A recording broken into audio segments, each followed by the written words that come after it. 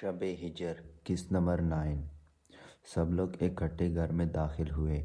सामने ही सीढ़ियों के माही नीचे बैठी हुई नजर आई तो मेहरीन बेगम जल्दी से उसके तरफ बढ़ी और उसे सीधा किया। शेरदिल शायद चौकीदार से कोई बात कर रहा था। वो अभी अंदर नहीं आया था। क्या हुआ बेटा?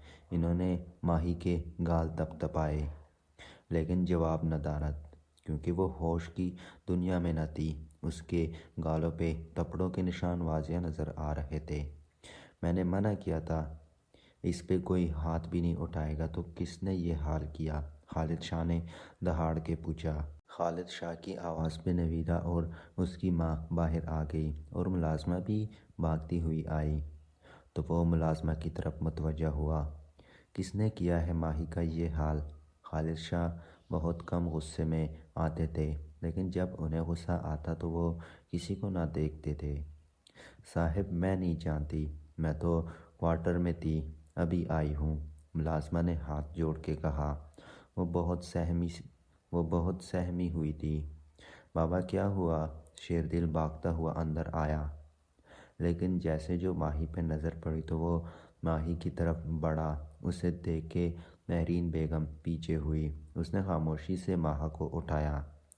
जिसने भी इसके साथ ये सलूक किया है उसे मेरे जवाबदाह होना पड़ेगा। और बाबा, आप डॉक्टर को कॉल करके मेरे रूम में भेजें।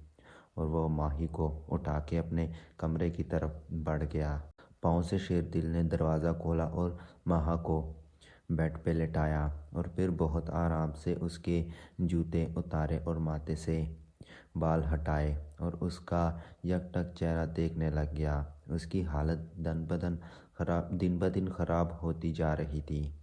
दरवाज़ा नॉक होने पे शेरदिल ने कंबल उस पे सेट किया और दरवाज़ा खोला तो डॉक्टर अंदर आया। डॉक्टर के साथ खालिद शाह भी थे। डॉक्टर ने माही का प्रॉपर चेकअप किया। बीपी लो होने की वजह से बेहोश हो गई है और इनकी डाइट का बहुत ख्याल रखें। मैंने मेडिसिन लिख दी है और डाइट चार्ट भी बना देता हूँ। थोड़ी देर तक इन्हें होश आ जाएगा। खालिद शाह डॉक्टर के साथ बाहर चले गए और पीछे शेरदिल ने दरवाज़ा बंद कर दिया। आज पूरा दिन बहुत थकन वाला था शेरदिल का। शेरदिल का दिमाग इस वक्त सिर्फ आराम चाहता था।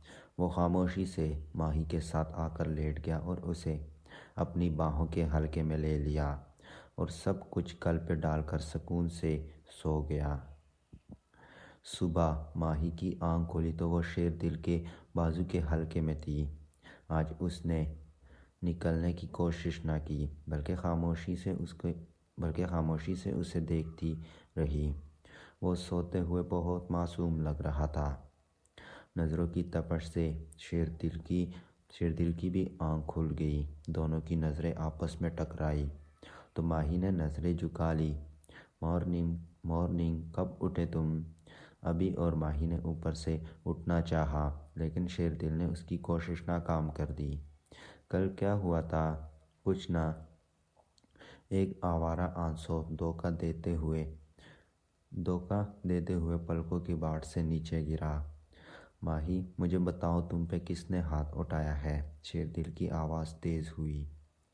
कौन सा? ये मेरे साथ पहली दफ़ा हुआ है। मैं आदी हूँ इस सब की। माही के जवाब ने शेरदिल के सीने में खंजर घोंपा। वो एक पल के लिए खामोश हो गया। बेशक वो वनी होकर आई थी, लेकिन थी तो इंसान ना। उठो, फ्रेश हो जाओ, मैंने रात को भी खाना नहीं खाया। शेरदिल के कहने पे वो जल्दी से उठी और फ्रेश होने के लिए चली गई। वो 5 मिनट में बाहर आई और बाहर जाने लगी तो शेरदिल की आवाज़ पे रुकी। सुनो, मेरा इंतज़ार करो, इकट्ठे बाहर चलेंगे। तो माही ने सर हिलाया और बेड पे बैठ के इंतज़ार करने लग गई। फरहान, मेरी बहुत बड़ी ख्वाहिश थी कि तुम्हारे साथ दुनिया घूमूं, लेकिन पिछले कुछ महीनों में ऐसा लगा कि मैं कभी तुमसे मिल नहीं सकूंगी। गुल ने जज्बाती होकर कहा। मेरी जान, तुम्हें मुझ पे भरोसा करना चाहिए था ना। फरहान ने उसकी गिर्द बाजू फैलाया। फरहान, क्या तुम पहली दफ़ा इस मुल्क में आए हो या पहले भी आते हो? گل کے پوچھنے پہ اس نے گل کے گرد سے اپنا بازو ہٹایا۔ میری جان میرا کاروبار اسی ملک میں ہے، میں تو ہمیشہ یہاں آتا رہتا ہوں۔ واؤ، یعنی پھر تو کوئی مسئلہ نہیں ہوگا۔ بالکل نہیں گل۔ اچھا ایک بات بتاؤ، تمہارا یہاں کس چیز کا کاروبار ہے؟ گل کے سوال پہ وہ چونکا اور پھر مسکرایا۔ میری جان بہت جلد تمہیں پتہ چل جائے گا، کیونکہ اب تو ہم دونوں ساتھ میں کاروبار کریں گے نا۔ واقعی؟ گل نے تسلی چاہی۔ کیوں نہیں میری جان، چلو ان باتوں کو چھوڑو، ہم کہیں گھومنے چلتے ہیں۔ ابھی سب ناشتے کے ٹیبل پہ موجود تھے کہ شیردل ماہی کا ہاتھ پکڑے وہاں پہنچا اور اپنے ساتھ چیئر کھینچی اور اسے بیٹھنے کو کہا۔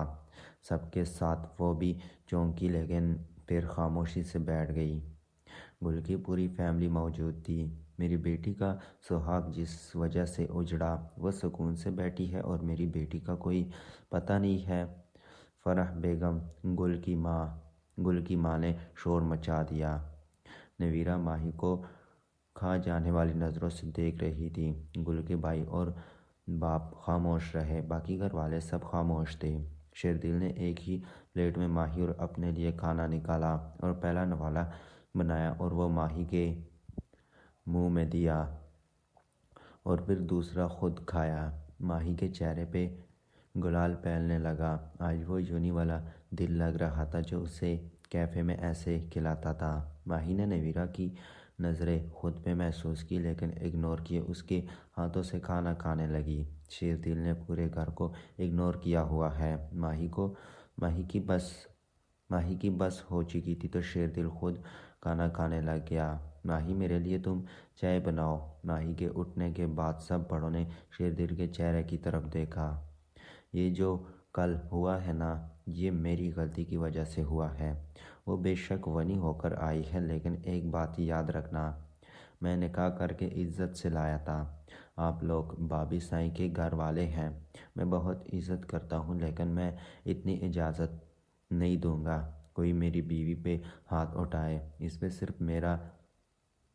پہ صرف میں اٹھا سکتا ہوں۔ شیردل کے سامنے سب خاموش رہے۔ مجھے لگتا ہے سب کو اچھے سے سمجھ آ چکا ہوگا۔ 10 بجے تک گل کی فیملی اپنے گھر کی طرف چلی گئی، اس وعدے پہ کہ وہ بہت جلد گل کا پتہ ڈھونڈ کے بتاتے ہیں۔ گھر میں روائی چین ہی چین تھا۔ گل میری جان نہ تنگ کرو، فرحان نے گل کا دوپٹہ اس کے جسم سے اتارتے ہوئے کہا، لیکن گل نے دوپٹہ نہ اتارنے دیا۔ فرحان یہ غلط ہے، جب تک ہمارا نکاح نہیں ہوگا تم قریب مت آؤ، آواز جھنجھلائی تھی۔ محبت میں صحیح غلط نہیں دیکھا جاتا، میں جانتی ہوں، لیکن فرحان محبت ایک پاکیزہ جذبہ ہے، محبت کو ایسے بے مول نہیں کرتے۔ دوسرا دن ہم ساتھ ہیں لیکن ابھی تک نکاح نہیں کیا۔ گل تمہیں کیا لگتا ہے میں نکاح نہیں کروں گا؟ افسردگی سے کہا گیا۔ میری بات کا وہ مطلب نہ تھا۔ گل نے فرحان کو منانا چاہا۔ کل کر لوں گا نکاح۔ فرحان کی آواز پہ گل کا چہرہ دمک اٹھا۔ اوکے تم میرے پاس آ جاؤ، کل ویسے بھی نکاح ہو جائے گا۔ گل نے اسے اجازت دی۔ فرحان نے گل کی قمیض دامن سے پھاڑی۔ فرحان تم پاگل ہو گئے ہو، کپڑے کیوں پھاڑ رہے ہو؟ جنون آ رہا ہے۔ یہ کہتے ہی وہ گل پہ ٹوٹ پڑا اور پوری رات اپنی شدت گل پہ نچھاور کی۔